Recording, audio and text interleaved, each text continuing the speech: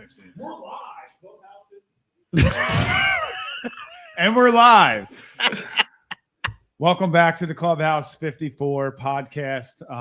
So we've been doing, we're on episode 6 here, and we've had people reaching out to us asking about Drew's progress. So we figured tonight we would talk a little bit about Drew and his progress through the PGA and the PAT, and now getting into the book work. And I'm excited for this because, you know, even though I worked with Drew and we tried to coach him along a little bit together there, we had a lot of other things going on at work to where it kind of limited some of it, right, Drew? So definitely. So now I'm curious to kind of see how this all accelerated and jump started to where it is now, and just fill us in there, Drew. Tell us where you're at and how you got there. Okay, so currently I am in level 1 of the PGA program. I was able to get in with a qualifying score in a PAT that I took last year. I got a couple qualifying scores, but I haven't passed it. So I'm in level 1. As you know, Anthony can attest to, there are several different, we'll call them modules, that you have to get through to be able to go on to, you know, to get to through the level 1. Once you get through level 1, you got to go through level 2 and level 3. But you know, right now I'm currently in just kind of stuck in level 1. What scores did you shoot to start the program? I don't know if I would really want to admit it here live on the podcast, but I can tell you I've thrown some 90s up there, which is embarrassing in the first round. It happens. But the thing is the second round, after I know that it's like over with, that's where the qualifying rounds have come in, and I've been able to, you know, relax and play.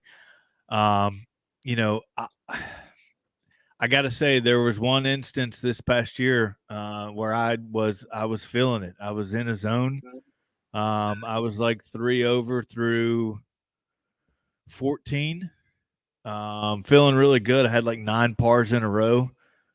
Step up to the 15th hole and proceed to hit 3 out of bounds. And in my vision, you know, and just to give a little background, I woke up the morning of the PAT, rubbed my eyes like I normally do, and ripped one of my contacts. Now, I did not have an extra pair of contacts because I didn't think I was going to rip it. Didn't have my glasses, so I played with one contact in that day. What's your dominant eye? Did you have your dominant eye with no? It was. Oh. I had my right contact, and my left eye is my dominant. I'm not blaming it on it, but I kind of am, because I saw the hole and I saw a green with a flag in it, and I went in that direction. Turns out the hole is actually that way, in that direction. It's like playing golf with like 12 beers deep. So on the 15th hole, I took an 11. Nice. And you know what was really funny is the guy that was keeping my score, when he asked me what I took, he went, "Oof."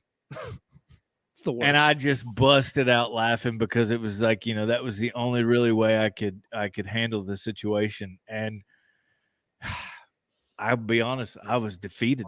I finished that round and still had another 18 to play. But boy, so where did you finish that round at then? I want to say I shot like an 89. Okay. Wow. With an 11? You were 3 over going into that hole, and when you made 11? Yeah. Wow. Well, what is it now? Like the PGA, like it's, even though it's 36 holes, if you show that like the one score, if you double that, you could pass it. It like they give you like that temporary, like you have like now you could start your book work, but you have what, 3 years to pass your PAT, right? 8.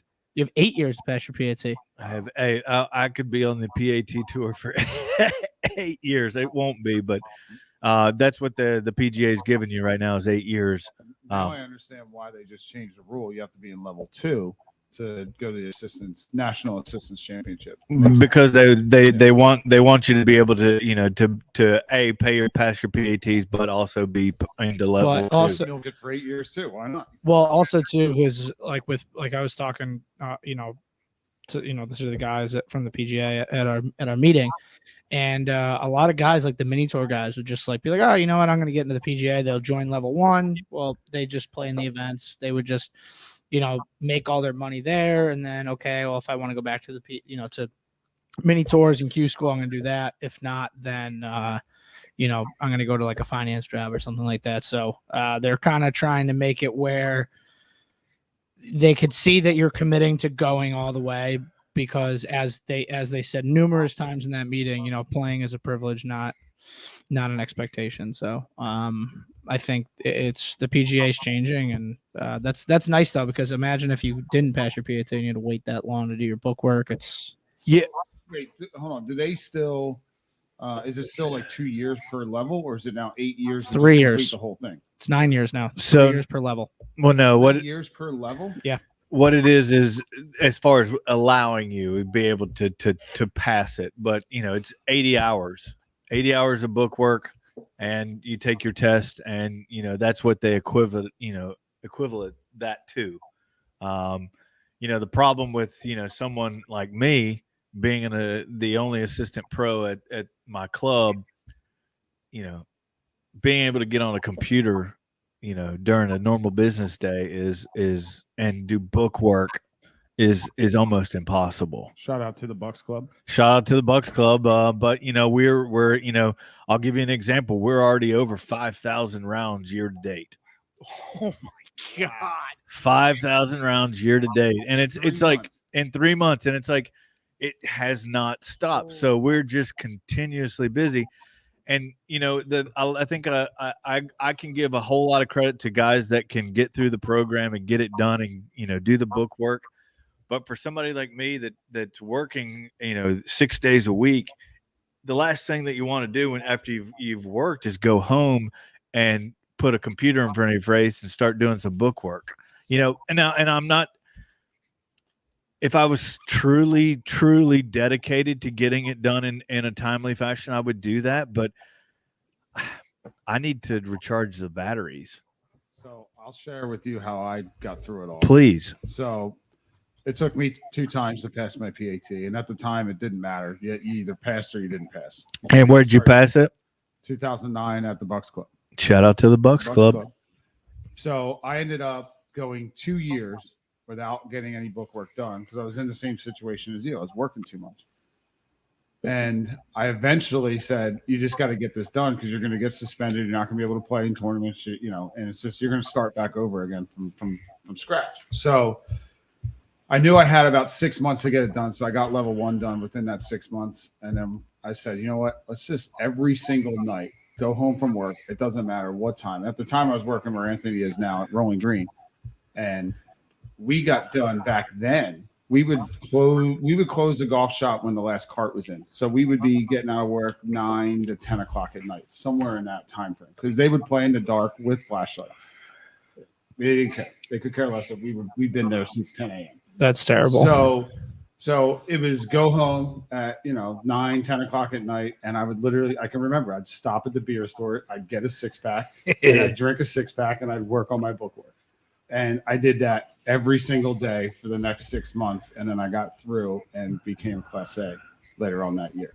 So it's just really about like trying to find fun in it. That's what I did. I'm like, you know what? I know I'm going to learn something, because I was, especially how fresh I was at golf, but I knew I'd learn something. And I'm like, let's just try to make this a little bit of fun. And during that time, I'd met my wife now, and I'm like, you know what? I'm just going to teach her everything I know so I can remember this, right? And I just that's how I had fun with it. So I would say just enjoy it. Try to enjoy it and try to make fun out of it. And, and even if it's coming over here and hitting balls and, doing the work as you're hitting the balls or whatever it is. What I just did before this podcast. Yeah, he was. That's what Anthony just did, So, I'm also on level 1 too. So that's nice to hear that, especially, we were talking on the phone kind of yesterday. I'm mowing through it now, trying to get through level 1 before signups are done for the assistants. Now that it's yet to be level 2.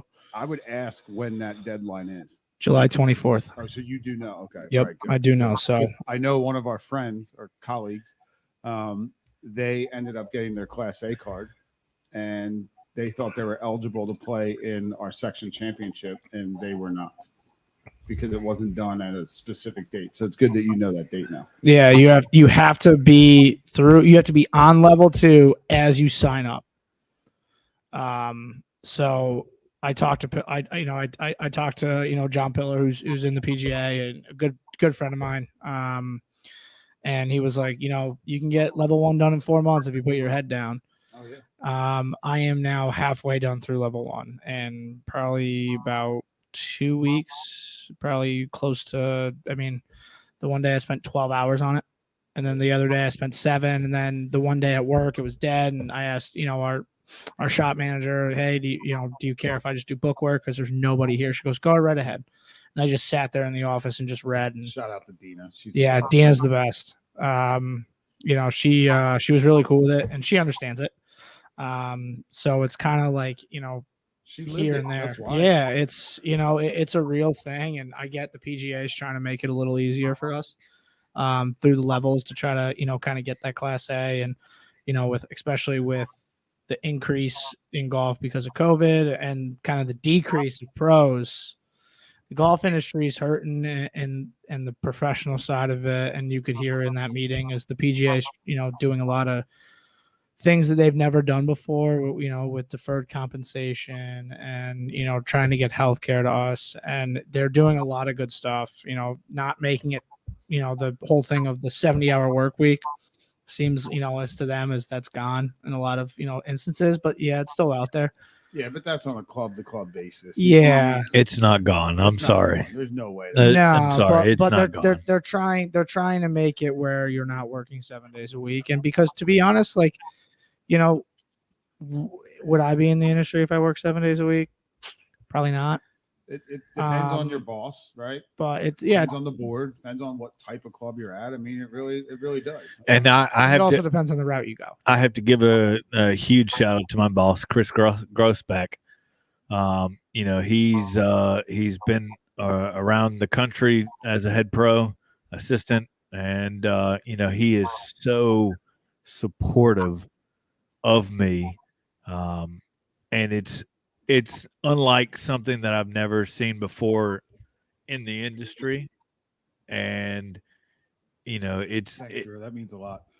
I know. Shots fired. I know when I said that somebody's feelings were going to get hurt, but here's what we have to understand.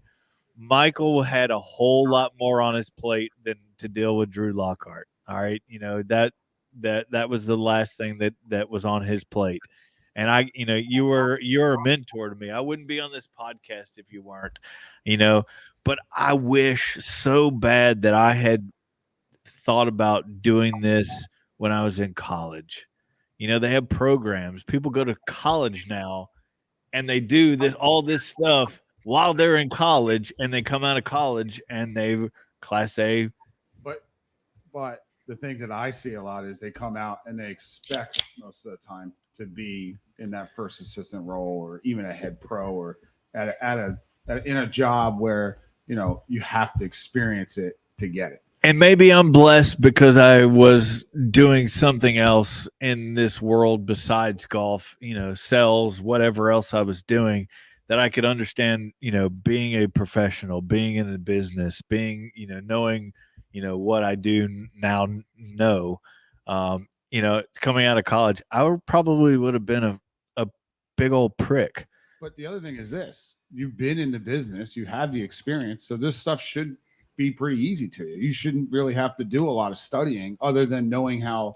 I hope they change the test, but other than knowing how to take the test that they give you. There's no more tests. There's no more tests. There's quizzes within the pamphlet for level 1. No. There are tests. There's tests for level 2 and 3, I believe. No. There are quizzes, tests. You can call them what you want, but you can't go further unless you get 100% of that quiz. And you get unlimited tries. You do get unlimited tries, but here's the thing.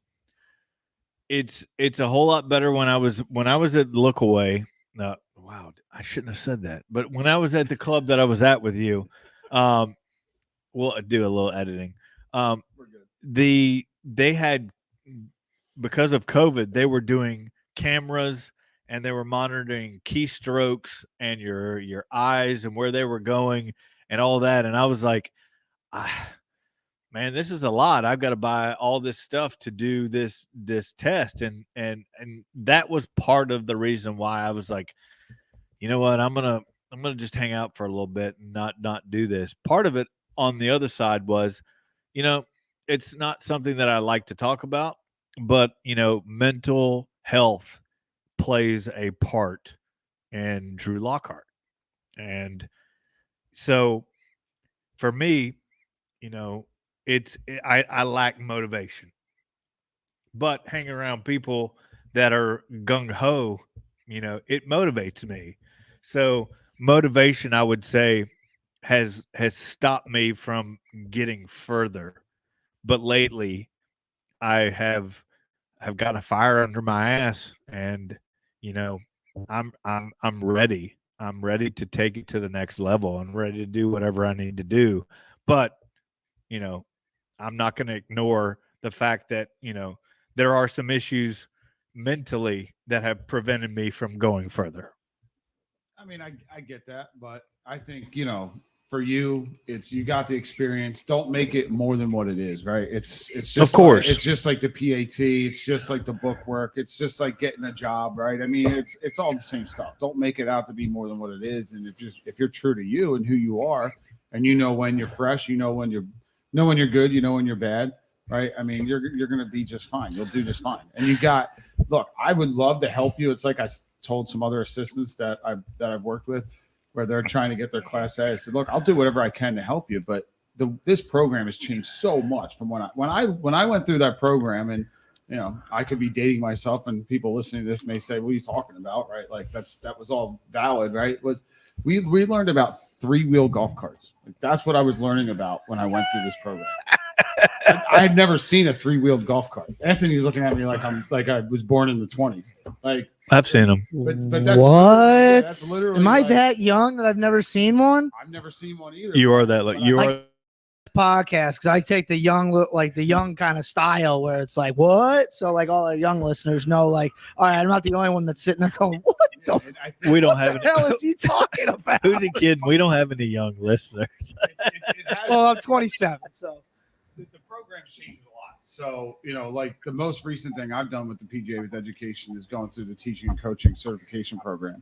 And that I got a ton out. I got more out of that than I got anything else from the PGA. I mean, that was a phenomenal program. But yeah, I mean, I'll do what I can to help. I mean, I'm sure you two can feed off each other, one another about it, and learn from each other. But you know what? It's we're breaking Anthony Stone's before we started this podcast about his new head cover. But the PAO organization is a really good organization to be a part of to meet guys that are in the same shoes as you to help you through this and help each other through it. I know in my day, it was a lot of trading book work, and it was like, hey, let me see yours. All right, I'm going to see yours. And we would see and compare notes on, how people got through different things. We went as far as having a VHS tape. I know what that is. VHS. Yeah, I know what that is.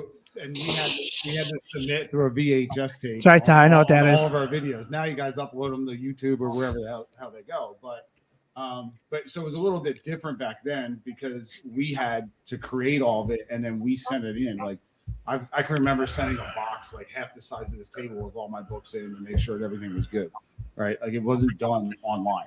So it's changed. It's definitely changed. And I think it's made it a little bit easier.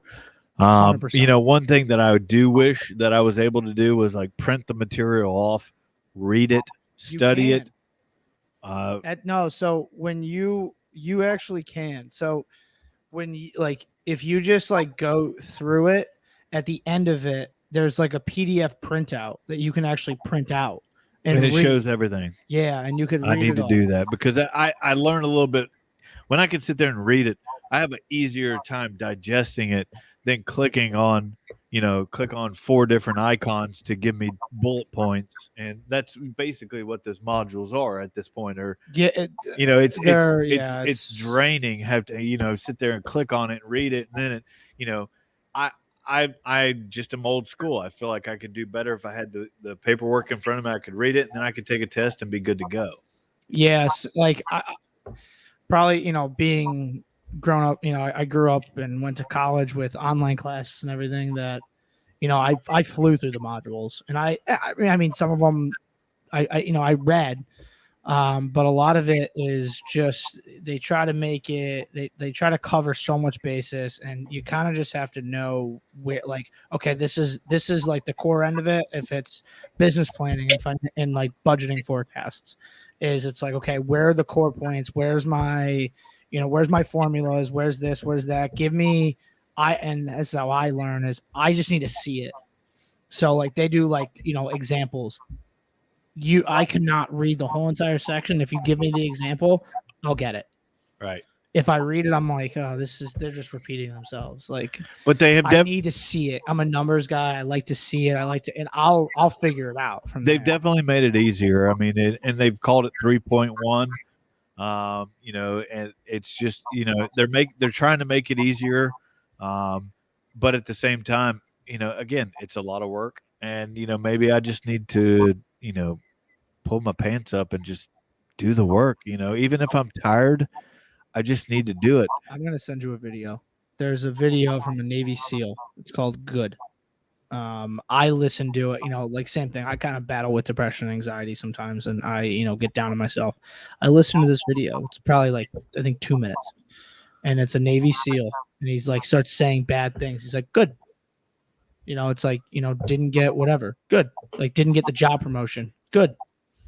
And at the end, it's like, he says, he's like, refocus, re-engage, and the way that he says it and how he says it, like when you listen to it, you're like, all right, I'm going to take this negative, I'm going to make it a positive, like that. And it just flips your mind. And for me, that's what I learned is how to do it is, especially when you get down or you don't want to do it. It's like, okay, how am I going to trick myself? Like Fast Eddie, I don't want to work out. How are you going to trick your mind to kind of want to achieve what you're trying to achieve? I'm going to send you that video tonight after this podcast. And when you go home, listen to it. And you're probably going to literally call me when you get home and be like, all right, I'm ready to do 7 hours of book work. Drew, you also got to look at it as an investment in yourself. Look at it as if, okay, this will determine my business for the rest of my life. Just look at it that way. And then it becomes easy. Then you're totally motivated at that point, right? I mean, then you can really expand your career as well, and you can start looking at different avenues as well if you want to. Oh, I definitely do. I mean, it's not something that it's. I have a question though.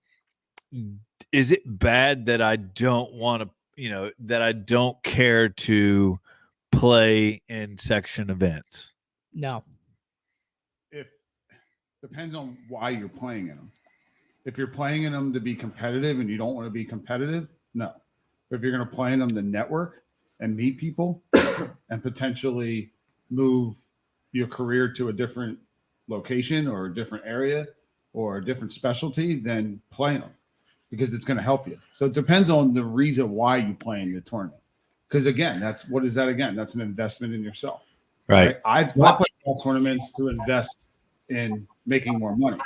Right. I play to make money, and I play because I love the competition. What was that, Tyler? Sorry. He's like Ricky Bobby. Why don't you want to play in them? I think a lot of it is I feel a certain way about the position that I have at the club that I'm at. And I feel obligated to be the person that is running or in the lead of the golf operations.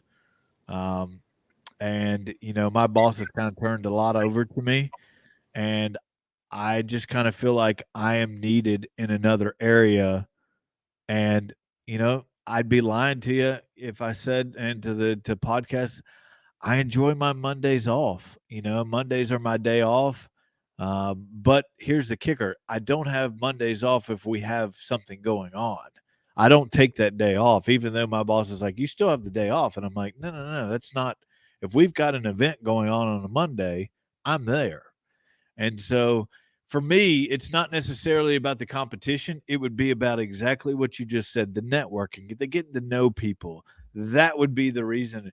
I don't care to go out to play in one of these section events and shoot, an 82 and go out there and just, be out there. I don't care to do that.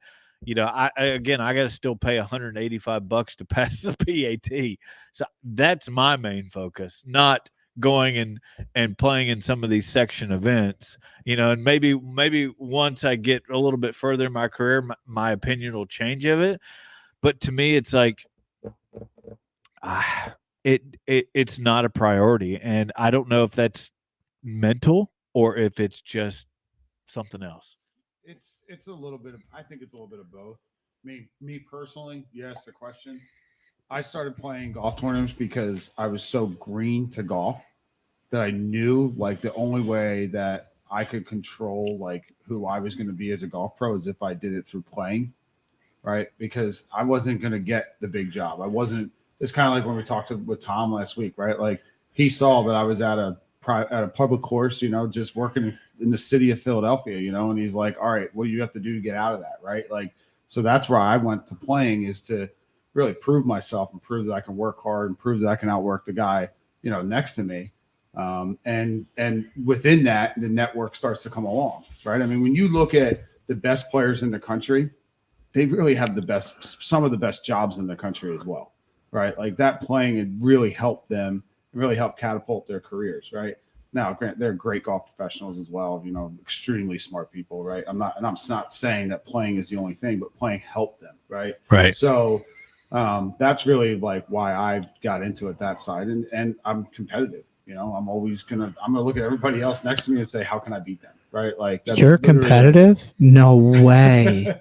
So now within that, I found my passions though, and I found my passions within the business through playing, through talking, and through meeting other people, and that to me is my biggest takeaway from it. Yeah, it's great to win a tournament. It's great to win Player of the Year, but the relationships that I built, and now finding my true passion for golf through doing that and through talking to different people, like a guy that we go bowling with on Sunday nights. I'm not going to call him out on here, but he was a major influence on my decision to leave my previous job as a head golf professional. Major influence, right? And that was in a tournament where we were in together, and we sat there for 4 hours and we talked about that, and we talked about his experiences and my experiences, and it really helped me make my decisions on what I wanted to do with my career. So, I mean, that's now that I'm getting, say, older, right? Or not older, more mature, within older too, my career and my playing, right? To where now, like, yeah, I still want to win. I'm still competitive, but I got guys like Anthony and Braden, and, we can just keep naming them. Oakley, right? Bergstall, you name the guys, right? I mean, these guys are studs. Yeah, they're awesome players that they're going to go out there and they're going to shoot below 70 almost every time they tee it up. I don't have enough time, enough really not energy, but I just don't have enough time to compete at the same level that they do. So now I'm looking at it a little different. Like, hey, if I can sprinkle in a round or two a year and maybe sneak in a win, that's awesome, right? Like, but really at the end of the day, it's going to be about those relationships and how I can continue to build my career and continue to build my business as a golf pro and as a mentor, hopefully, to everybody else. Well, yeah, I mean, look at how like we met. Yeah. And Bergie called me and was like, "Hey, do you want to, I know that you're trying to move down to Philly. There's, the Winter Series." And he's like, "Listen, there's a wacky pin tournament, would you want to play?" And I'm like, "Yeah, sure." He goes, "Okay, like we'll get a group." And it ended up being, me, Bergie, Mike, and Braden. And I never even met Mike. I didn't even have my job at Rolling Green yet.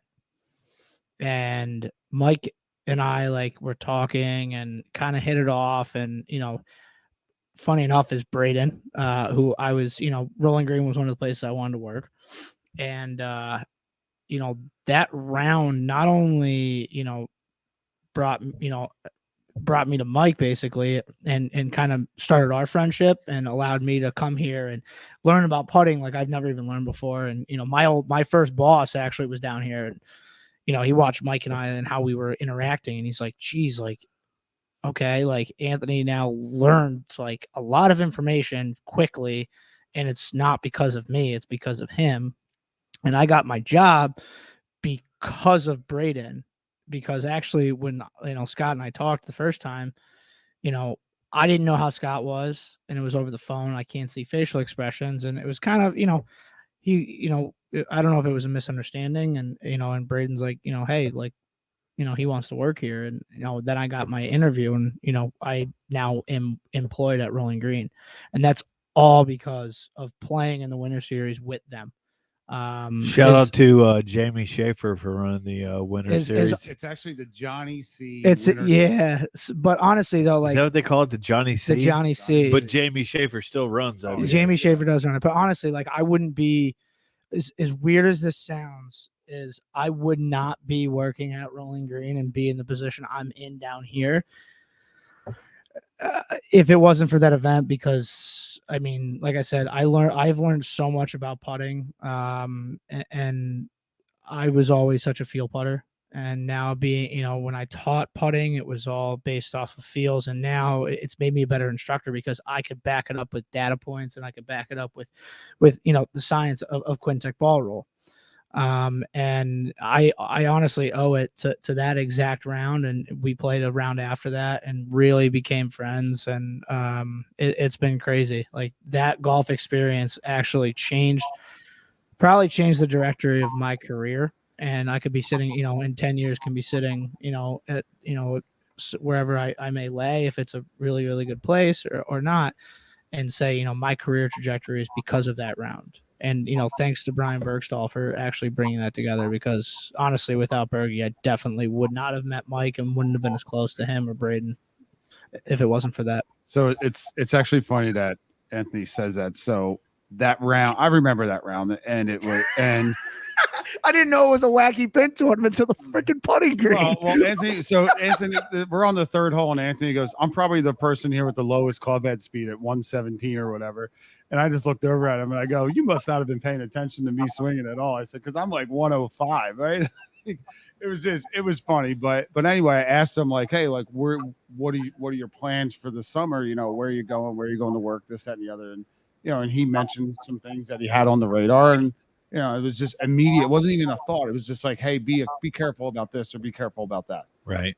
And guys, that's just what golf pros do, right? Because we all know everybody. It's a very, very tight group. It's a very small world, right? And to follow up, so when I got certified through Quintec as a Quintec ball roll instructor, Anthony was one of the first guys I called, and I was like, how much time do you have? Right. And he's like, why? What are you talking about? I'm in the airport eating dinner with my wife, not even talking to her. And I'm on the phone with him the whole time, telling him about the process and what I learned. And, and so it's really about just continuing to try to push that education off on other people as well. I remember that phone call. Especially, right? Dude, my fiance sat that we were watching like a movie, and like the moment she saw like Mike Little pop up on my phone, and I grabbed it and I was like, ooh, tell me more. She was just like, okay, what am I gonna do? So she just walks to like our bedroom and like watches TikToks because she knows that this conversation is gonna be a while. Well, I remember that was. But that's really how it all happens, right? I mean, that really is. I mean, Tyler and I have almost an identical story about us reconnecting when I was in college. I'll let Tyler tell that one, but it's very similar to that, And it's really like if it didn't involve playing golf, then those conversations would have never happened. Right. So that's why I feel playing golf is so important. I mean, I think it's anything, right? I mean, even if you look back at some of our previous podcasts with Justin and Eddie, and we talk about like success and how you get to a point of success in your career, regardless of what your career is, if it's golf, if it's business, and the common theme is putting yourself out there.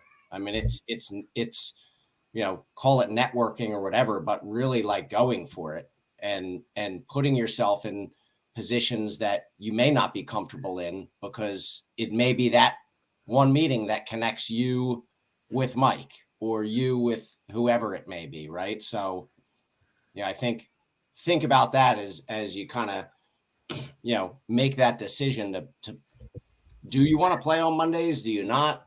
No, and I hear exactly what you're saying. One thing that I can say that I've been fortunate enough in this business is, the networking that I've been able to do, I have kind of done it on my own back.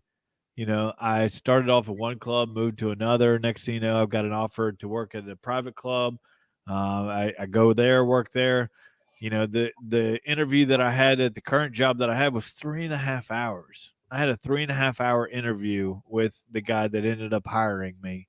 You're welcome. And it was one of those. We're only going 20 minutes. It was literally one of the. It was like I was talking to one of my best friends, and you know, I don't know if it's if it's because I know how to interview well, or if it's because I'm just somebody from the South that's just going to give it to you how it is. I wear my emotions on my sleeve. You know, you can tell exactly what's going on with me by just looking at me. And I'll give you an example. We had a Saturday morning game going on at a private club that Michael and I worked at, and I was out there helping him. And he turned to me and said, "Fix your face." And I said, and I thought about it, and I was like, "What is he talking about? Fix my face?" Whatever I was going through at the moment, Michael could tell in my facial expressions that I was not there. And for him to say that to me, I think about it now just clear as day. It's like, you know what? You got to be present. You got to be present. Yeah. Especially at that level. You definitely have to be present. And for him to say, fix your face, it's like, wow. Okay, now now it's obvious that people can tell that I'm not in a good place mentally, but my face is showing it. And he's like, fix it. Do whatever you got to do, fix it. And I'll remember this to this day. You didn't offend me. You were just telling me, get yourself in check. Well, like you said, the environment we were in, you had no choice. It was either that or then I had to make tough decisions and have tough conversations. And I don't want to do that. Right. Like, I don't think anyone wants to do that. No. Right. So it was like, all right, well, just be blunt, be upfront, fix it. And whatever it is, get rid of it. And or I respect it and go home. I respect it so much because again, you weren't just telling me that as a boss. You were saying, "Hey, dude, get it together. Let's go. Get it together." There were some tough things that were going on there. We could have a whole podcast about all of that stuff, but we're not going to go there. But I don't have enough high noons for that. Did you? This man brought a cooler to the podcast. Hold it up. Are those all crushed? The three up there? Oh yeah. Do you guys see that? It says the Bucks Club. This is a Bucks Club cooler. So 1 in 37 minutes. So you're consistent. You're clipping about one every 12 minutes. That's not bad. He's doing pretty good. So I have two comments, Drew.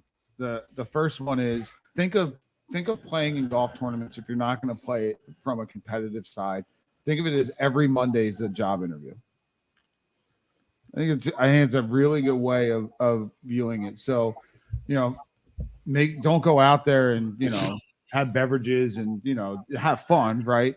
But be on your A game and be ready to talk about the club and things that you've done and how you can help clubs and how you can help people versus going out there and like, hey, who wants to crush 12 beers with me today? You'll get to know so much more of me though. I understand that, but that's not going to help down the road because you just never know, right? Okay. You never know where your next job is, all right. I gotta lay off the high noons. Okay. This is actually an intervention. Welcome. My family's about to walk through the door. Come on in. Here comes Drew's wife. If you have zero desire to be competitive in golf, treat it as an interview. And I think you'll have nothing to worry about. And I don't think it's zero competitive. I just think it's one of those things where it's like, do I want to pay some money to go out and play a nice course with a bunch of guys? Yeah, that'd be fun. But, I just have other things that are in front of that at the moment. I get it. I respect that. And I trust me, I am a competitor. I have great hand-eye coordination. Trust me. We can throw darts. We can throw cornhole. We can throw quarters against the wall. I'm going to beat you. I have no confidence. I have total confidence in that. But it's like when I come to, comes to going out, unless I'm playing for playing you guys for some money, I really could care less. What are you going to put me as a handicap? Oh, you'd have to give me like 4 or 5 strokes aside, but I'd be okay with that. All right. Let's go. Let's do it. I that's what we should do. We should do a podcast where the 4 of us play golf. Oh, that would be get a GoPro, get a couple GoPro, each have our own cart, get a GoPro on each cart. It's that like would the be match. that would be It's like the match. that would be epic. That would be a great time. That really would. All right. So my second comment was: are you eligible to play in tournaments right now because you had 1 score? Or do you have to pass the PAT in order to play in tournaments? I am eligible to play in, and because I am in the program as an associate, I am eligible to play in events if I want to. Now, I think there's certain events that I can't play in, but from what I know right now, So join the PAO and go play in PAO events. Dude, honestly, there's an I'll event. sponsor you if you're ball small. I'll sponsor you. Actually, that just came out with the PGA. Yeah. I'll tell you, the PGA does a very, very good job with stuff like that. And like, in that meeting, them saying, that playing is a privilege, and it's 100% true, but it's also, a side of that you can connect with people that you probably wouldn't connect with on a working day basis. Unless, because you get the phone calls, hey, can a member come out and play? Yeah, absolutely. That's to the extent of the conversation. Where when you're stuck on a golf course with somebody for 4.5 hours, you find something to talk about. You have to. How do you think Tom Byrne was on our podcast last week? That was the PAO. So, and I'm in the PAO too, honestly. Shout out to Greg Rhodes, the assistant at Rolling Green. I didn't even know what it was. And he told me about it. And I was like, oh, okay. Like, yeah, I'll do it. And we had a meeting at Sunnybrook. By the way, that new practice facility, just to go on the side of it, they have a putting green that's an acre. And it is freaking massive. Like when we got there, we were like, holy crap. Their new building, unbelievable. Sheftick actually is there now too. Yep. Shout out to Mark. Shout out to Mark Sheftick. And his son now works at Rolling Green. Sheftick's son? Yeah. Oh, yeah. We talked to him at the spring meeting. Oh, yeah. His son now works at Rolling Green, if I heard correctly. Yeah. Wow. Okay. So, but anyways, so. Sheftick's son? Yeah. He doesn't drive. How does he get there? I don't know. he can't drive a I just cart heard, if he doesn't because have he a said driver's something, license. and Scott was like, "Yeah, I saw his name on like the bag boy list," and he's like, "Yeah, that's my son." I could be wrong, but I'm 98% sure. But wait till he's no. Who runs the PAO right now? Andrew Turner, or he's like the tournament director. But I will say is that we had that thing at Sunnybrook, and they, with their indoor facility, and we were playing the par 3 courses and all that, and I met guys that I saw them, but I didn't really know them. And at the spring meeting, I saw Andrew, and I was like, "Hey, dude, how are you?" And he's like, "Hey, yeah, what's going on?" And like it's like now we have a friendship. Because before it's like I don't really know many people down here. And through that PAO, even I'm the other guy, the one Ken Nick, who's the assistant at Frog Hollow. At the spring meeting, I get like a tap, and he's like, "Yo, dude, what's going on? Like, long time no see." Like dab him up, and how's everything going? Like, I've made that 3 hours at Sunnybrook, I made probably 5 friends that I see now, like at events, and it's instead of showing up to events, you're like, oh, well, I don't really know anybody. And when I don't know anybody, my super competitive, like I don't talk to anybody comes out, which I don't want to come out. So now that like when I see people, it's like, okay, like now I'm here to like have, I'm there to win, but I'm also there to, network and meet new people and have, maybe opportunities down the road. And through that PAO, I've met a lot of people, and it's a great organization. And I support it fully. And even in section events, there's another event with the PAO stuff too.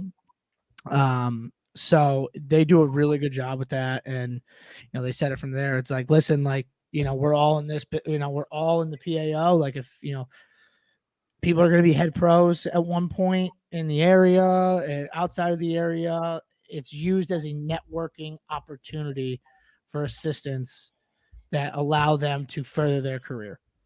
And it, like I said before, and I sound like a broken record, but it's a great organization, and you should really look into it. Honestly, I've just got to get over this anti-group thing. I've never been a group kind of a person. But it's clicky. It's not really a group. It's clicky. But that's where I've seen it. It's like you'll find your niche of guys that you.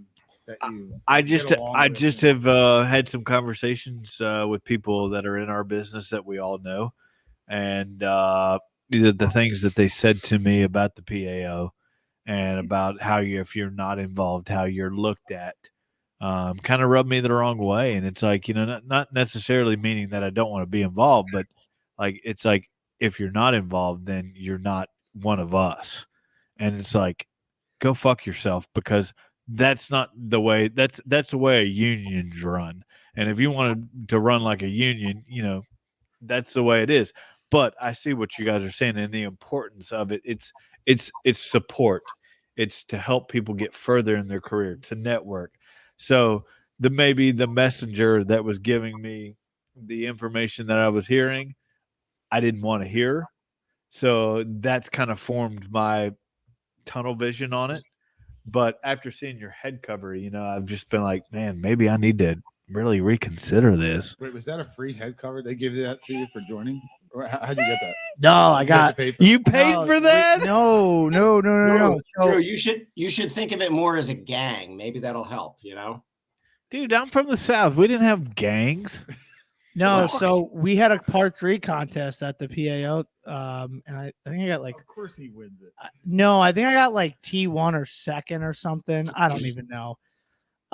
But the one guy from PAO came up to me, gave me $200 cash. No, he gave me a skull cap. I got a skull cap. Let's see it. I got a hat, and then I got. Grab it. Grab that son of a bitch. Grab it. Grab that son of a bitch. I got this. Is that how you say it, Drew? Is that it? Grab that son of a bitch. I got that head cover, right? So they threw the Liberty Bell on it. Yep. Oh, yeah. Make it look like it's a frat. I got this and I got this towel that has the PAO and the Liberty Bell. Okay, I gotta tell you right now, that is a towel for the pool. We actually have some in our pro shop right now that belong at our pool, and they are the worst towels. They have like stripes going down side of them. They're bigger than a normal towel. It doesn't even have a hang that hangs on your on any part of your bag. I'm sorry to say, but I have 2 of those towels. That's a golf towel. Look at the size of it. I wouldn't even dry my undercarriage with that towel. It's the thought, Drew. Come on, it's the thought. No, listen, dude. They give you that stuff, and like, I mean, I had a Team TaylorMade head cover. Like, I would have thrown that thing away. On Team TaylorMade, and I looked at it and I was like, dude, this head cover is really cool. I want to support, something that is a phenomenal thing in the area. Was that before or after your Stealth 2 cracked? So I put the PAO head cover on my 3-wood, and I'm actually giving my dad my Team TaylorMade head cover. Nice. Yeah, I gave my dad a lot of the stuff I got. Like same way. Mikey. But listen, I tried to been telling him all. Apparently, I don't talk close enough to the mic. It's like right next to my mouth. Dong to chin, Mikey, like if he had a dong right on his chin right here, and he was about to go. That's where he needs to have it. Like, Mike, pretend we're on a road trip and you're the passenger. Come on.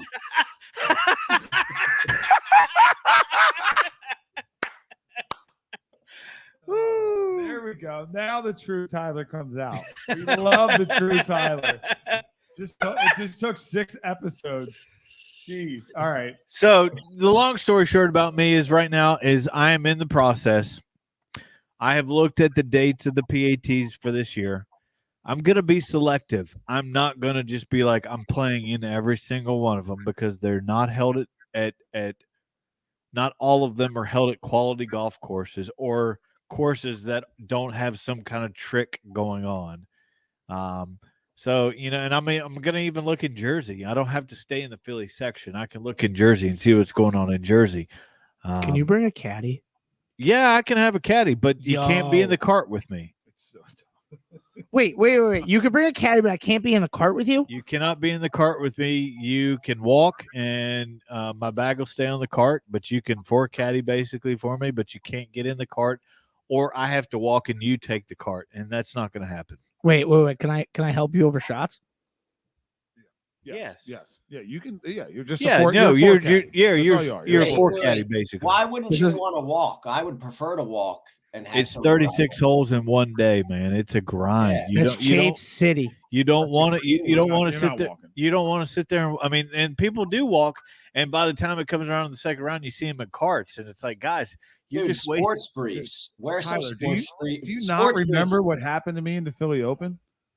I mean, you guys got to get your endurance up. Is the Philly Open 36 holes? 30. Well, it was 36 holes walking in one day.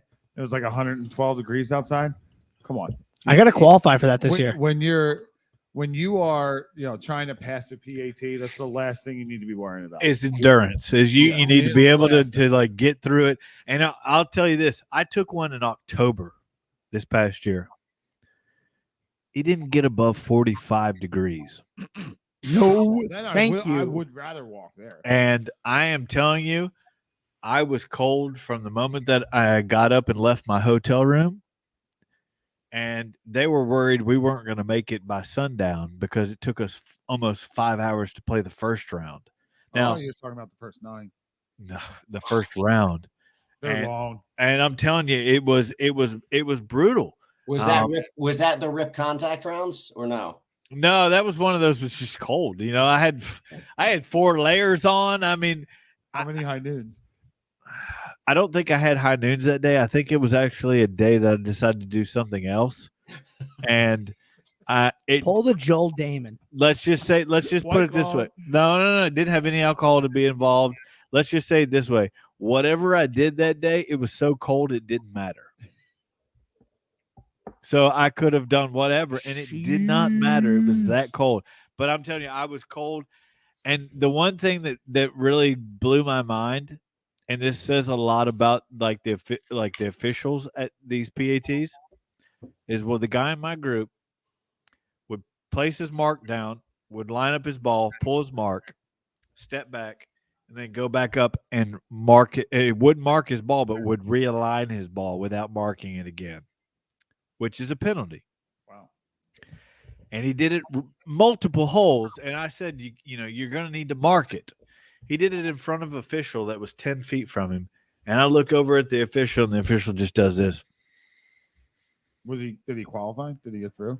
No, he didn't get through, but I mean, it's maybe he was just trying to speed up the process. Then. Maybe he knew, like, all right, I'm not getting through, so who cares? No, I think that he didn't understand that you need to mark. Was he that green? Like, was he like 18 years old? No.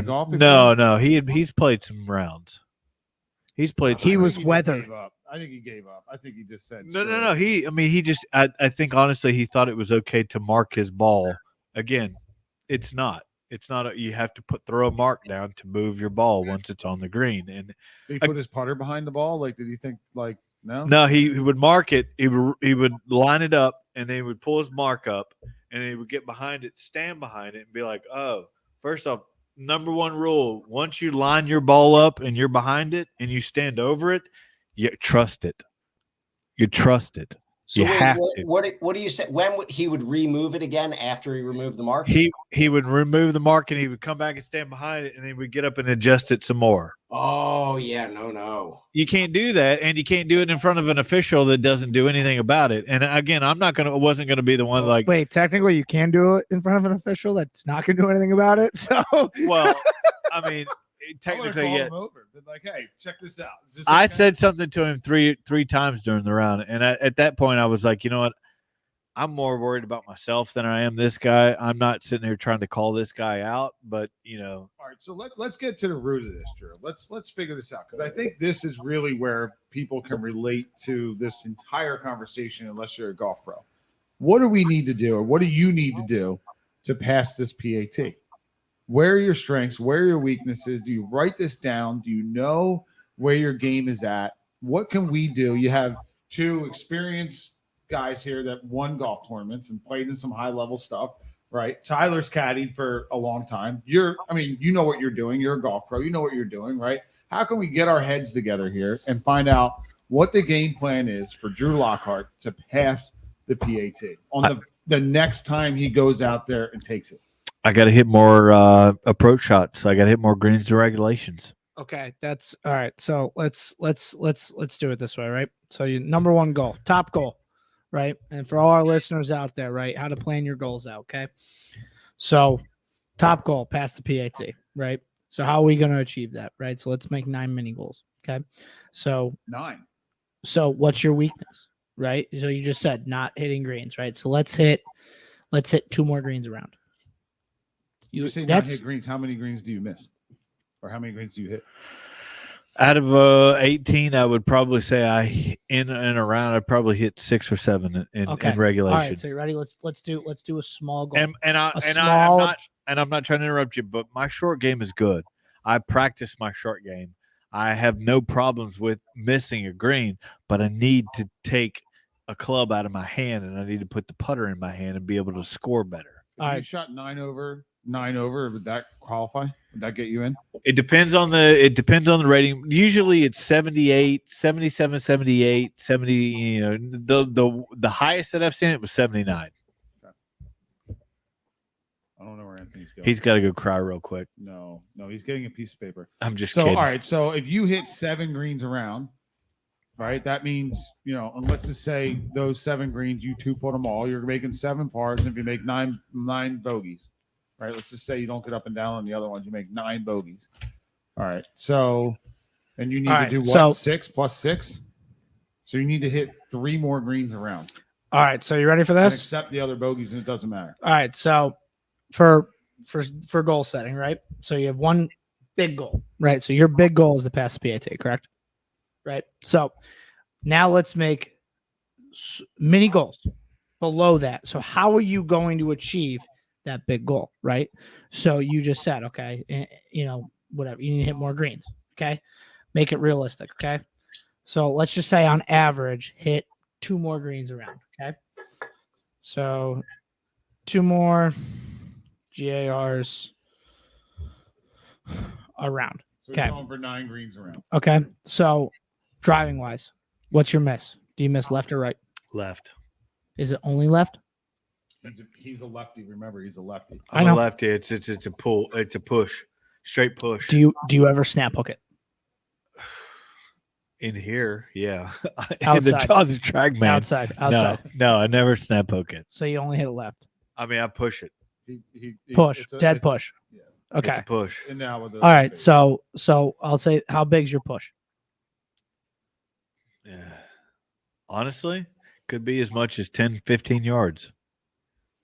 All and right, I'm again with being a lefty pushing it, I'm losing yardage. If I'd be better off pulling it every time though, is it literally? No. That's the miss. All right, 10% less left. And what's the good shot? Right down. I mean, I look at hitting the ball straight. A lot of guys are like, no, I play a fade, I play a draw. Like a soft draw, or is it just like, wow, that ball just goes straight? It just straight. All right, so you ready for this? Your miss left, right? Let's bring it in 10%. That's actually a big difference. 2 yards is a massive difference. For people that don't understand, is 2 yards off target, less off target with that dispersion ratio is huge. Okay, so 2 yards off. Okay. So now let's get into a little bit of a process base, right? Do you have a pre-shot routine? Yes. Is it the exact same every time? It's the exact same with woods, irons, and then when I get on the putting green, I have a different. Makes sense. What's your trigger? Define trigger because what's the thing that you do before you take it back? Noon. I have one swing thought. No, what everybody has something that they do before they take it back. If it's a thumb movement, a toe movement, You look Shoulders. at Sam Burns, Shoulders. how he squats a little bit. Shoulders, making sure my shoulders are aligned with my hips and my knees and my feet. Okay, so here's what we're going to do. You ready? What I want you to do with your pre-shot routine is I want you to get it down within every single time. It's within like 2 seconds. Oh, I didn't say it was long. No. Like if I had you hit 10 golf shots, your pre-shot routine is it within 2 seconds every single time. I mean, I don't know if I've ever done that. So we're just going to say perfect pre-shot. Okay. We're letting Anthony go here. Come on, Anthony. All right. You got the stage. Come on. Okay, good. Okay. Say it. Come Okay. All right. So practice-wise, right? What do you practice most? Short game. How much time do you spend hitting balls? I think going on the range, hitting golf balls, just pounding golf balls is pointless for me. I need to go out and actually work on something specific. I'll get up, in pre-round, I'll get up, hit 10 or 15 balls per club and then be done with it. But, the thing that I practice the most, because I'm missing so many greens, is my short game. And that's what I love about my game the most, is the fact that, if I do miss a green, I'm getting the ball up enough and to where I can get up and down. Your next goal is structured full swing practice. Drills, slow motion swings without balls. It's nice when your short game helps, right? But so basically the way of it is that you see guys on tour do this. Jordan Spieth is the prime example of this. Okay, well, my ball striking is not really well. I'm not hitting it well, so I'm just going to practice short game and get up and down all the time, right? Well, yeah, that works, but you're going to need to hit it well at times. And Jordan Spieth did the opposite. When he was winning, he wasn't hitting. He was not the best iron player by any stretch of the imagination, but he would. But the craziest part about it is he made 1 out of every 3 putts from like 30 to 50 feet. Right. So what does he do? He tries to work on his ball striking, gets his ball striking like top 10 on tour. What goes bad? Putting. So structured full swing practice, even if it's 20 minutes at your house, you still need to work on it. You need to work on all facets of the game. And not to interrupt you, but I definitely do work on all facets. But as far as what's a main focus of mine, I feel comfortable with a driver in my hand. I feel comfortable with a wood in my hand. It's the 175 to 180 yard shot where, I'm like, okay, well, I'm going to miss this green, but where do I want to miss it? Do you get that a lot in a PAT? Do you have that yardage in?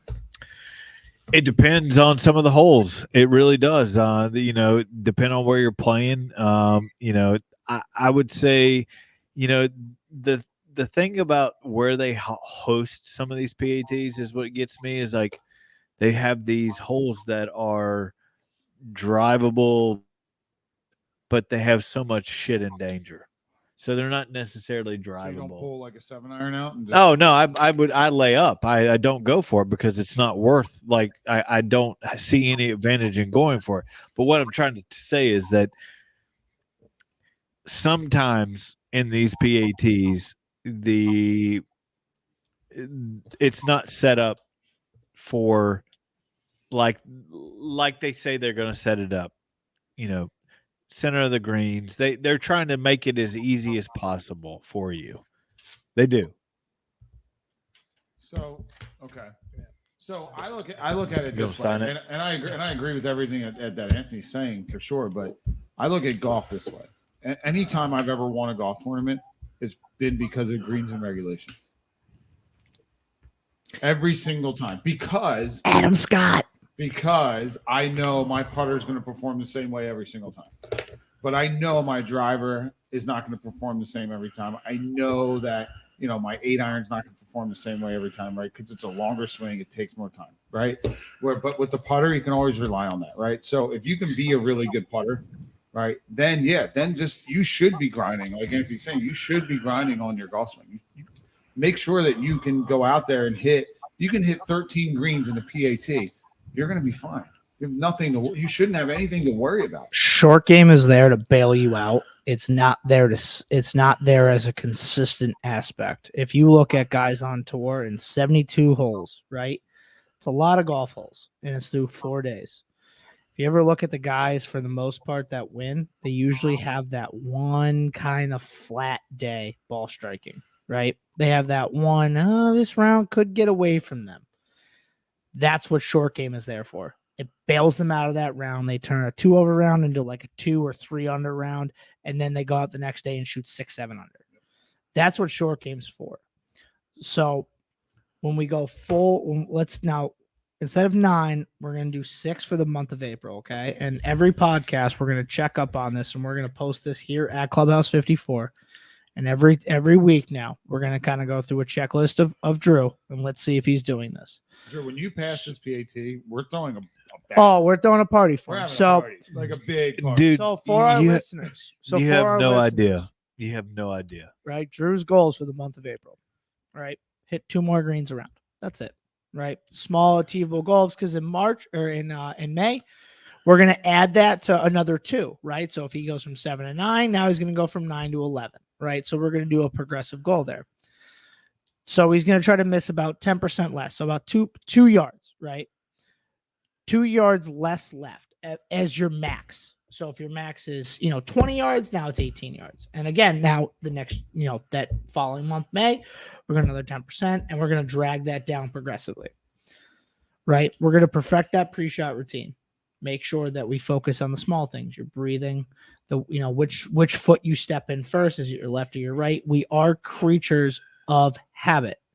If your pre-shot routine is the same every time, the chances of you actually making a good golf swing are up a very, very high percentage, because your brain is prepared for it. Structured full swing practice, right? So we're going to give you drills to do to help your ball striking. Okay. Oh, God, and you're going to help have me. to practice it. And through that, the ultimate goal is, let's strengthen that 170 to 180 yardage. And last but not least is something that I've started focusing on a lot, and as you guys could see on my wrist, it's a whoop, is recovery, right? We're going to try to get, and I know that you thought with bowling, I tore my ass muscle. All right. I don't talk like that, number one. So don't try to even fucking mock me like that. But let's focus. Let's focus on, okay, now with you work long hours, is making sure we get a good recovery, make sure our body is right for when we do want to put a good practice in. We're not overworking ourselves. We're keeping ourselves within our ranges. And again, now this is April. Come May, we're gonna add to this, but we're gonna maintain this. So, like I said, 2 more greens around in May. Again, 7 to 9, 9 to 11, 11 to 13. If we can hit 13 greens around, guess what? That PAT is like Mike said, is a breeze. So it's all about progressive goals. Right. It's here and there, right? Well, Rome wasn't built in one day. It's the best advice I ever got. Rome was not built in one day. So we're going to get you there. here's the other thing. So me having experience working as a golf professional at a golf course, public, private, doesn't matter. Really doesn't matter where you're at. So how often do you leave the golf shop to go out, to go put balls out on the range, or to go check in on a player, right? Or whatever it is. You're leaving the shop a lot. So stop by the range, hit 10 balls, hit 5 balls. Doesn't matter, right? Like you do have the time to do that. Right. When we work together, how often did I just vanish? And you're like, where did he go?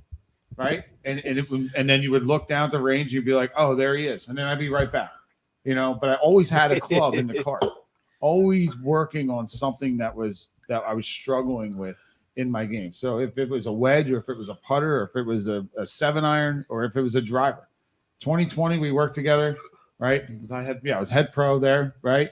And I won. I don't remember all the years blend together, but I won player of the year that year. And all I did that year, I can remember this. All I did was hit 7-irons on the range, in between lessons, or going to check on a group on the golf course, or it didn't matter like what was going on. If I got a free minute or I just needed a mental break because of all the crap that went on in 2020 in every golf pro's life, right?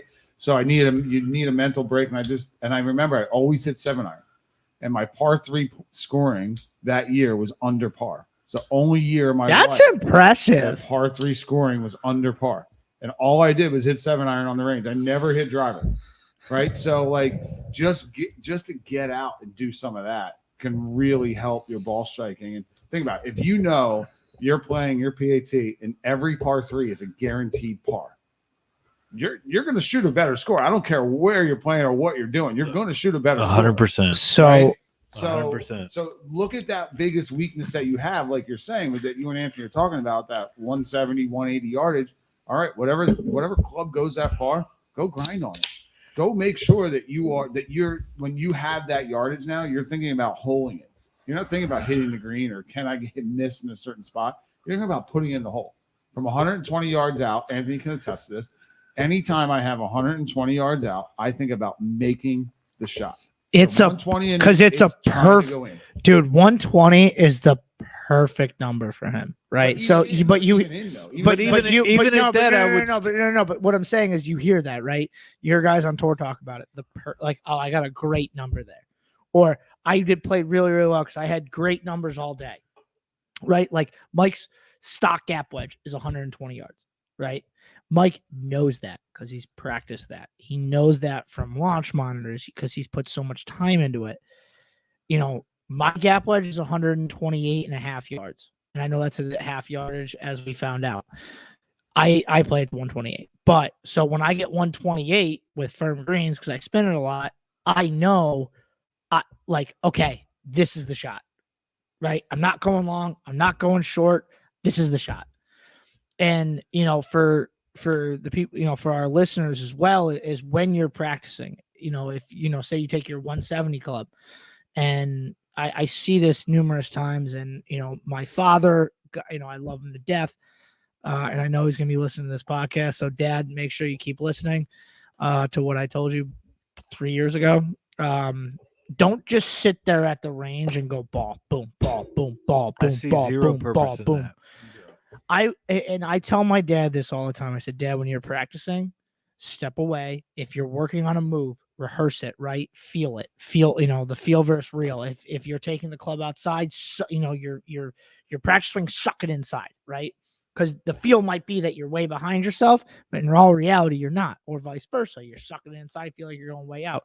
Rehearse it. And when you're working on, your swing on the range, literally go through your pre-shot routine. Just hit a ball, take a ball, throw it out on the range tee, right? And look at the lie. Practice that, right? Even when I hit balls for practice, I do lines. I hope everybody does that. Your superintendent will thank you. But I always kind of hit the back, put it on the tee, but I still look at it because it's my habit, right? Because when I get to my lie, I address my lie, and then I figure out what I'm going to do. So then I'll back behind the ball. I'll go through my pre-shot routine and go. And it's things like that, and you watch guys on tour too, warming up for golf tournaments. Are they hitting their 8-iron, their stock yardage out there? Not at all. You watch them, they're swinging in slow motion, right? Because what they're doing is they're trying to feel where they are in space.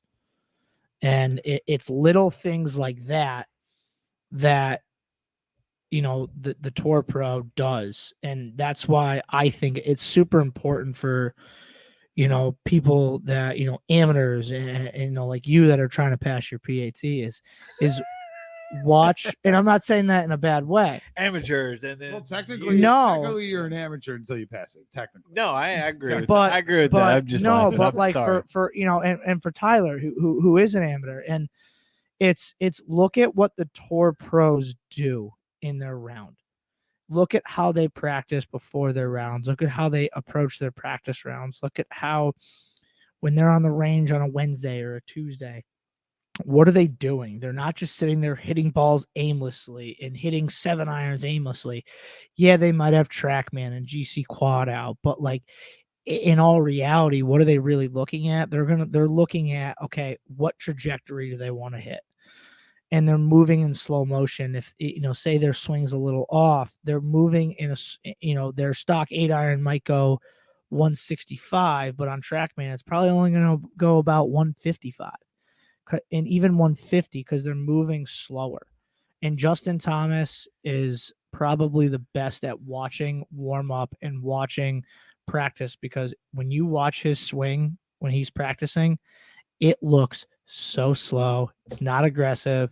He doesn't really jump like he does out in the golf course because he's not moving in a dynamic movement like he is. What he's doing is he's feeling where he is in space, and he's using that to help his golf swing and work on what he's trying to work on, because knowing that if he could do it on the range in slow motion, you could feel it, right? When he gets out there on the golf course, like you said, like a swing thought, he has that swing thought and he's able to transfer it in a dynamic movement. And that's the hardest part for most people is transferring that. And that's a lot of mental and a lot of practice. Yeah, and sort of what Anthony's saying is a little bit of what I learned from an instructor at college or a coach from college. So when I went to the Golf Academy of America in Myrtle Beach, it was the same time that Dustin Johnson was going to Coastal in Myrtle Beach.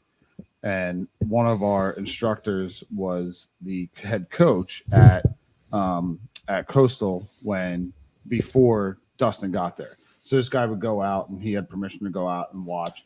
And he would always say to us, players place shots. That's what he would say. Every single class, that's what he would remind us, that players place shots. And he would say to us, that guy's going to make it on tour because he knows exactly where that golf ball is going to land. And that's exactly what he was saying. He's placing the ball on the golf course to shoot the scores that he's shooting. And he literally does that better than anybody else in the world, right? Like, that's why he is the way that he is. So I mean, that's really a lot of what Anthony's saying. And what are these guys? He's trying to get more technical with it, right? I'm just going to tell you got to place that ball in that spot, right? It's just like when I'm saying where your miss is 120, right? Like, okay, because I know exactly where that ball is going to land. I'm placing that ball in that exact location. Same thing with a putter, right? Like, it's easy to start a golf ball in line with a putter, right? Very simple, right? So do the same exact thing with your wedge, and do the same exact thing with your driver.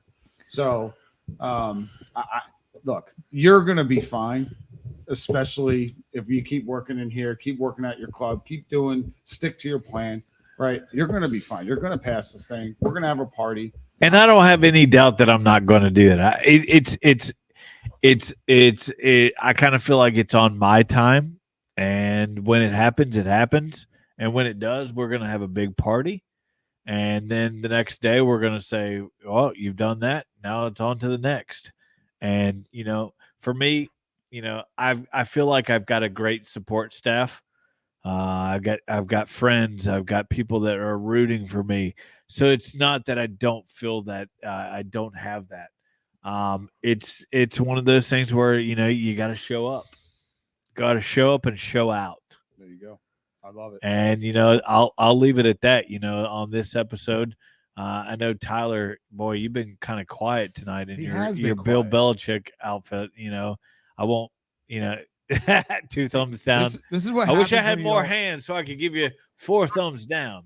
This is what happens when you don't show up. No, Tyler might be listening to this though, trying to take pointers for his own golf game. Yeah, I mean, I've limited info to add to the conversation. I mean, I do agree from a pre-shot routine on the practice range. I think we talked about, I said it, I forget, maybe the first or second episode. One of my favorite things to do when I go to tour events is go to the range and watch them play. I enjoy that more than going out and following them, along the ropes and watching them play. Like, I like watching them just hit balls on the range because it's so methodical and there's so much more to it than just going out and banging balls. And, I mean, my routine's a little different. I like to have fun with it. And usually I'll go with my brother or Mikey. And what I'll do is I'll simulate holes. So, we'll simulate first hole, tee up and get a point for each shot, whoever's closer to the target. And you do that all the way in. You hit a bad shot, you have a, 6-iron, you hit a good shot on target, you have your, wedge, right? And you kind of predefine what the yardages are and where you're going to be. And it just, it helps you put a little bit of pressure on. It helps you just think through what you're doing, have a routine. Anytime I've ever developed bad habits is because I didn't take that time and I just went out and banged balls or just went out and chipped balls and didn't, have a purpose behind each shot. And usually, one minor flaw will develop into a big one, because you're not really thinking about it. You're not thinking about your spatial awareness in your body. So no, I mean, you guys, you're all the pros there and do this every day. I go out and do it for fun and love it. And was fortunate enough to grow up around the game, through my dad, who knew, more about golf than anybody I've met. So it's, I mean, there's a lot of ways to do it. I think that the biggest thing is just having a process that works for you and being confident in it. And that's what's going to carry you. Like, and that's the thing that with me, it's like, I've tried so many different ways to approach this PAT. I tried to be like, all right, let's get prepared. Let's go out and hit balls. Let's be prepared. Let's do this. All right. Well, that didn't work. How about let's just approach it like, let's go out and play a couple rounds. Let's go out and just do this. Tried that. I've tried the no, I haven't tried. I haven't tried the Joel Damon way, aka I haven't tried that way. Wink, wink. But you know what? There's something maybe to be said about that as far as relaxation. But you know what? I've tried so many ways, and I will say the biggest failure was approaching it like, hey, let me just go play a couple rounds, and then I'm gonna go do this. And then it was like, this is not. I'm caddying for you next time. All right. I'm going with Well, you. As long as we're not going to, I'm not going to Penn State. But no, it's something local. I'll caddy for you. No, we'll go. We'll do. I'll try to keep it local. Yeah, I mean, keep it local. We'll have a support. Relaxation can come through preparation too, man. I mean, you get the right preparation and you're comfortable with what you've put in and how you're going to go about it, then you have nothing to lose going. What's crazy is I've gone out the day. I choose to do, and I get off of work. I choose to go out the day before, play the course the way that it's set up. No, stop. Don't do that. But see, so many people have said that. And it's like I go out and I have a great round when I go out the day before. And then I go out the morning of, and it's like, dude, you couldn't get a dry spaghetti stick up my ass. No. Because I'm nervous. No, you're tired. No. There's no nerve. You're not well rested. We need no. We need to get you comfortable with being uncomfortable. I've heard as that weird statement as that from. sounds. I've heard that statement from one of the top teachers in the country about being comfortable with being uncomfortable, and I tell you what, I'm just not there. So here's what we're gonna do. Let me ask a question, because I think this goes along with it. Are you enjoying the PAT? Like, do you enjoy going out there? The process. After I get off the first tee, yes. Okay. So you get nervous on the first tee. The first tee, and in the I think the one that I was doing very well at, and that I had the 11 on the 15th. I was about to hit the ball, and the woman that was running the event for the Philly section's like, if you hit that ball, it's a 2-stroke penalty because you're teeing off before your tee time. The guys were on the green. I'm ready to hit. I'm ready to get the nerves out of the way. And she's like, don't hit that ball because it's a 2-stroke penalty. Like, it's a time thing. And it's like, do you get like just really, really nervous? Yeah. I think 100%. All Like right. it's like, I just want to get off the first tee and get on the course. That's all I want to do. Do you want me to? I'm gonna tell you the best advice I ever got. I am still to this day. I get extremely nervous on the first tee. Extremely. Like I start shaking almost because it's like the excitement, but I'm nervous because I'm playing in a golf tournament, right? My dad, traveling with them and playing in all these junior events I was so bad at the first. The betting odds of me hitting the first tee were like plus 1.2 million. Like hitting the first fairway, like it was so bad. I would never hit the first fairway. And my dad gave me this advice, and it's been the best advice ever. Is when you feel nervous, right? Slow down and think to yourself, whatever you're feeling, it's just your body and mind getting yourself ready for what's about to unfold. So right now I'm thinking about pissing my pants because I really have to go to the bathroom. No. But if you think of that though, it's unbelievable. I literally the way that you just said that right there, I'm about to pee. So All right. y'all just take 2 seconds. All right, so Let it Drew, flow. hold on. We'll wrap it up. I don't- I gotta go anyway. I literally am like, I'm struggling. Let's watch him piss himself live. Yeah, I'd rather watch him pee, but all right. Live on So- Clubhouse. Drew pees his pants. All right, Drew's leaving. He can't do it, although he's an expert at this. But for all you listeners out there, I hope everybody learned something from that. And we are definitely going to continue to follow Drew and follow this story with him. And we're going to encourage him and try to get him to pass this PAT, hopefully within the next few months here, so he can, then start to actually play better golf too. And hopefully through that whole process is that we could help our listeners kind of pick up on things here and there of what he's doing and kind of, the process of that, of what he's trying to achieve. And, if it's trying to break 80 for the first time, break 90 for the first time, break 100 for the first time, or win your club championship, kind of try to take similar things of what Drew's going through and give it to our listeners for their, experience that they're trying to achieve at home. Yeah, of course. And, and look, we know Drew's swing because we watch Drew swing in here. We don't know all the listeners' swings, but as far as the principles of how to prepare and how to plan for, a golf tournament or just how to improve at golf, they're all going to stay the same. But 100%. It's going to be fun to do this with Drew. It's going to be fun to watch him.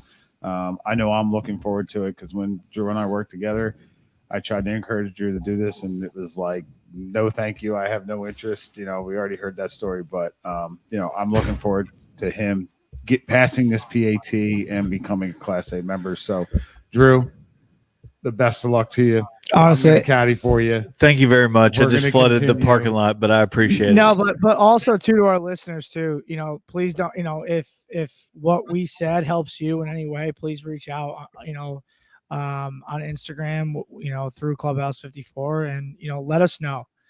Cause trust me, if what we said helps you in any other way, if it's, you finally broke 80 because of something that we said, or it kind of helped you shave a shot here or there, let us know. Cause that's, again, being, PGA pros, we like to help other people and make sure that everybody improves in the game that we all love. So, don't be afraid to reach out, and say, what you guys said helped me. Cause I know that, somebody reached out and said they love, listening to the podcast, and that kind of makes, everybody, smile that's doing this and makes, us doing this kind of worthwhile. So, Yeah, I mean, we'll do episodes based on, what people like to hear. And clearly they like Drew and they liked your story. And the quest. And I know Drew was flattered by that. So thank you, everyone. Yes, thank you very much. It feels good. But the struggle is real, and I'm going to get through this. And with the help of, my friends out here, we're going to have some good fun.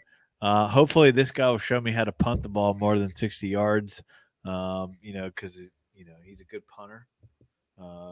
What? No, nothing. That was a deader.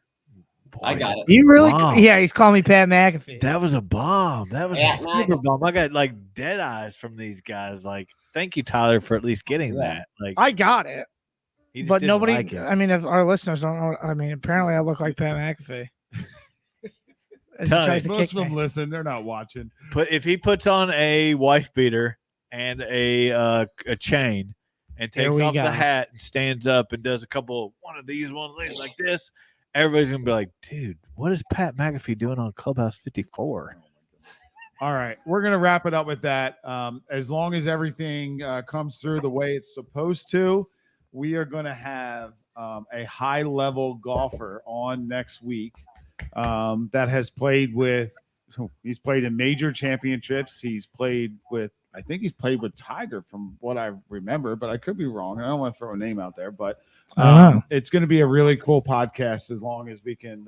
It's either gonna be this. It's gonna either be next podcast or a couple podcasts from now. But there's one that we got in the books that hopefully everybody will enjoy. We're definitely going to have one next week before the Masters, because we have to talk about the Masters and what's going on. And apparently someone doesn't like the Masters that much, so we need to get into that. And we'll say that for next episode. But until next time, guys. Thank you guys. Thank you all for listening. See you, Tyler. Thank you, Hopefully Tyler. Next time you can make it in person. Just lose the outfit. I'll bring the same one.